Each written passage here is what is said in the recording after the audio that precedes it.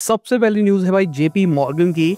तो उन्होंने प्रेडिक्ट किया है 2027 तक जो ऑयल के प्राइसेस है वो $30 पर बैरल तक आ सकते हैं। इसके अलावा इंडिया के ऑयल इंपोर्ट्स की बात करके चले जो कि रशिया से आ रहे हैं, दिसंबर के महीने में भाई 3 ईयर लो जाते हुए दिखाई देंगे। इसके अलावा यूएस बजट के डेफिसिट की न्यूज निकल के आई है कि अक्टूबर के महीने के अंदर वो $284 बिलियन के ऊपर जाता हुआ दिखाई दिया। इसके अलावा एचपी की खबर निकल के आ रही है कि 6000 लोगों को निकाल रहे हैं अपनी कंपनी से। इसके अलावा पेटीएम की बात करके चले तो इन्वेस्टर ने 1741 करोड़ के शेयर्स बेचे हैं इनके। इसके अलावा इंडिया के अंदर आरबीआई की बात करके चले तो उन्होंने एक बड़ा मैंडेट लेके आए हैं कि भाई क्रेडिट स्कोर को हर हफ्ते आपको अपडेट करना पड़ेगा। इसके अलावा हमारी गवर्नमेंट ने हाई कोर्ट में एक बहुत बड़ी स्टेटमेंट दे दी है। उन्होंने बोला है जो ऑनलाइन गेम्स थी वो टेरर को फंड करने के लिए यूज होती थी। इसके अलावा हमारी गवर्नमेंट ने कहा है कि वो अमेज़न के ऊपर एक्शन लेने वाली है। उन्होंने डार्क पैटर्न की डिक्लेरेशन नहीं दी है। इसके अलावा एप्पल ने